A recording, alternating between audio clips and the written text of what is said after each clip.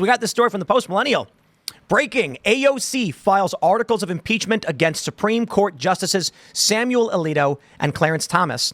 AOC claimed that Thomas and Alito refused to recuse themselves from cases where they had a personal bias or prejudice concerning a party. The important thing to stress here is that this is completely pointless. And like the SAVE Act, will do nothing. It won't go anywhere. She's going to file this. Republicans are going to throw it in the garbage. Senate's not going to pick up anything like this. It's not going to happen. As for the SAVE Act 2, which also passed the House, and we will talk about that later, that's going to die in the Senate. It's not going anywhere. Biden wouldn't let it happen as it is. So all of this is virtue signaling as the Titanic is sinking. But here's the story. New York's own Rep. AOC made good on her promise on Wednesday to file articles of impeachment against Supreme Court Justices Alito and Thomas. And, it's kind of funny because they're the most based. This comes as senators seek to engage in a new round of lawfare against Thomas over alleged ethics complaints regarding vacations and trips. A reporter for MSNBC said that AOC was not actually filing impeachment charges over opinions because she couldn't, but due to, quote, conduct around the office, she accused them of not properly disclosing financial benefits and gifts they were given by donors or others. She also claimed that Thomas and Alito refused to recuse themselves from cases where they had a personal bias or prejudice concerning a party when asked to force a justice to recuse himself from a case. Chief Justice Roberts said that absolutely he would not do that and spoke to the independence of justices and the court itself.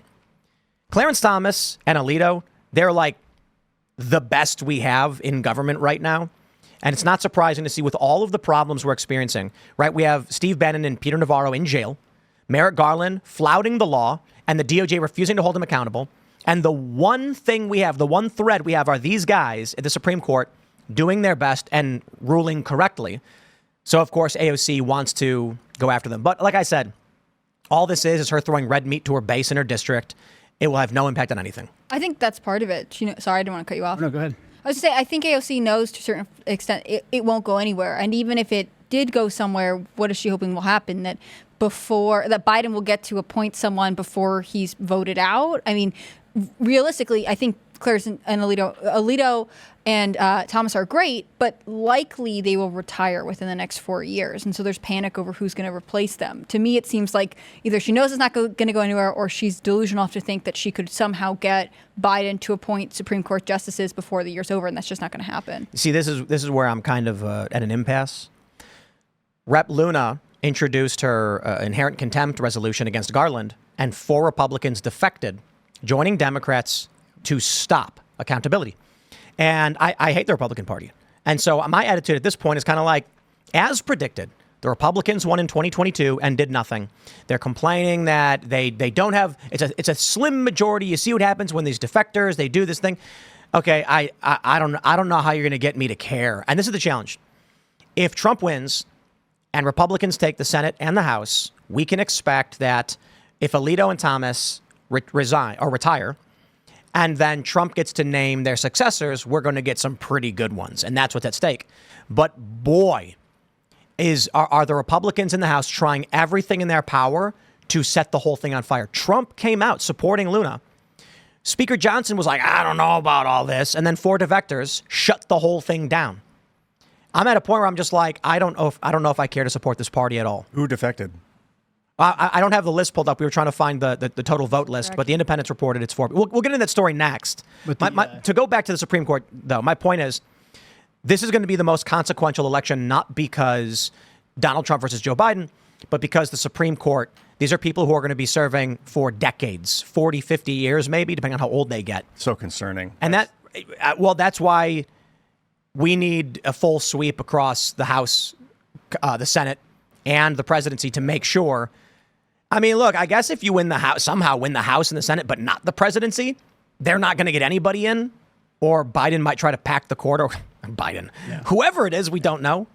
But this is the conundrum, I guess. But this is a preview of what will happen if the Democrats take the House. They will go all in. They will go to war with pretty much every effective Republican. And so AOC is just showing exactly what will happen if the Democrats take charge and take control of the House, or if we only have a thin majority in the House. Democrats will keep up these types of maneuvers. But I also think AOC doing this move this week, it's a diversion tactic because Democrats are having a really, really bad week. So she is trying to show the Democrat base, hey, we still are fighting. Focus on the Supreme Court. Vote for us. We will fight for you.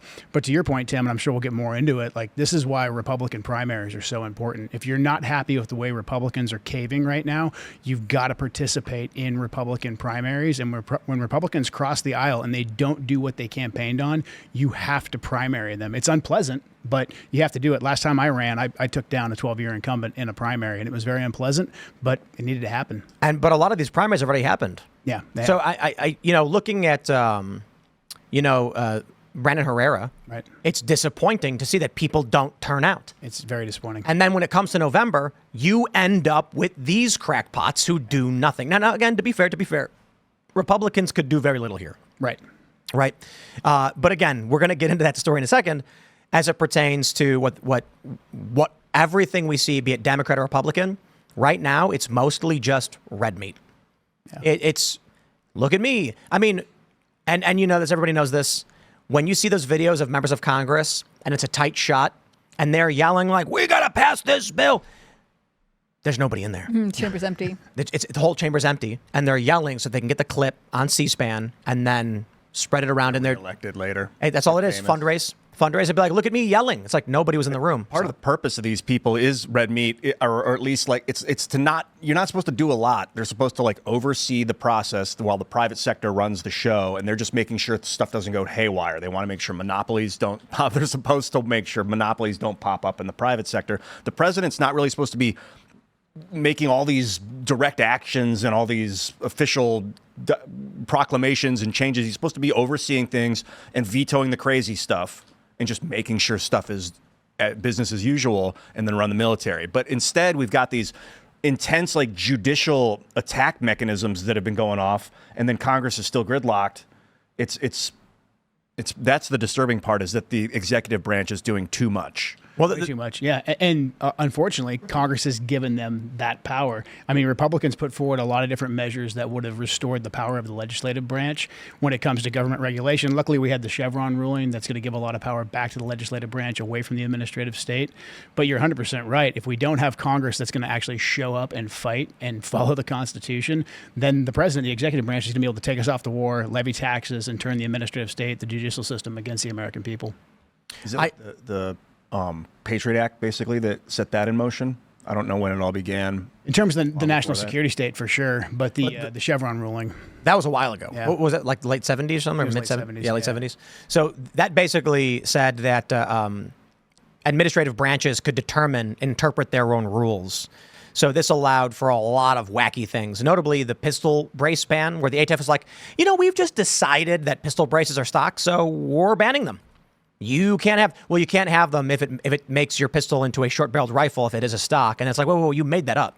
Yeah. You unilaterally decided to make something illegal. You can't do that in this country. That's insane that was ever allowed. Now they really can't. Now the Supreme Court said no. So that's why AOC, of course, look, AOC is an evil person. All right. And I don't use that word lightly, but more and more that word's been popping up, especially in my vocabulary. What is the goal that she is doing? She's never going to succeed in impeaching Alito or Clarence Thomas. There's no real grounds for it. It would never pass the House. It would never get enough votes in the Senate. It's just going nowhere. Plus, there's a different procedure, I think, for impeaching justices than a president. So it's pointless. What she's doing is tricking stupid people into giving her money. Exactly. That's what she's doing. And that's what the majority of these members of Congress do. Yep. Mm-hmm. And I mean, but if the Democrats had the majority, I think they would do everything they could to actually impeach or at least jam them up and destroy their lives and destroy future Republican nominees for those positions. Because that was the whole thing with all the lawfare they've done against President Trump. I think they knew in their heart of hearts that most of it was going to fail, but the process is the punishment. And so they throw it at us, and then we have to use a lot of resources to defend against it. And so at the end of the day, it does become a war of attrition. And the Democrats are not afraid to fight on that front. Yep.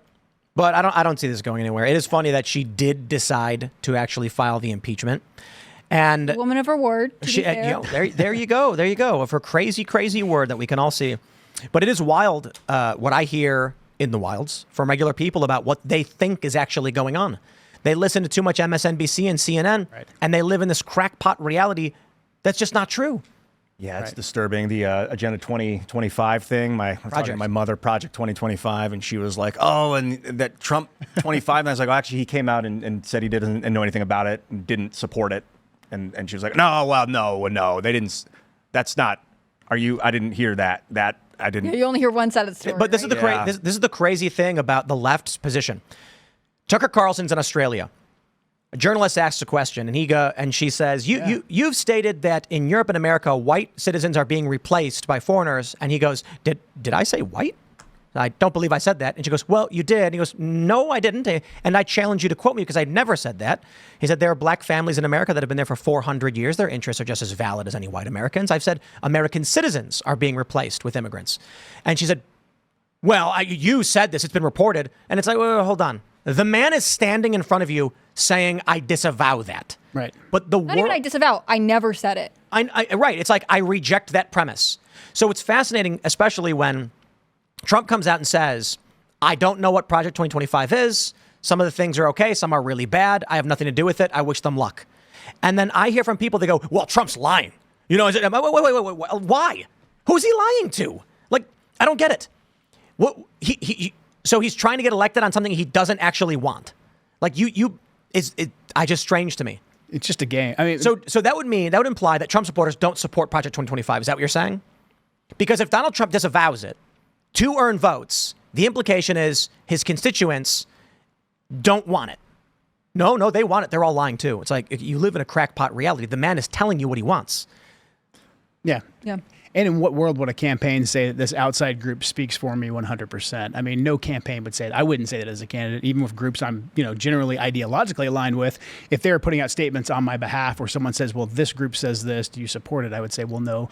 I speak for me. If you have a question, why don't you ask me?" But that's why most of the time these attacks, they come not directly to your face because they don't want to give you a chance to respond. All they want to do is smear you with the barrage of 2025, racist, whatever. Yeah. I don't know if it's ever new, but I know a lot of people who will be in the public eye and they'll get attacked for something. And in the article, it'll say, they didn't respond to comment or whatever else. And actually, they requested comment 20 minutes before they published the story. So they never even gave you a chance to respond to it. Like, Trump has to go out on his own and be like, "I don't know what this is and I don't want it," because there's no mainstream media trying to talk to him about it.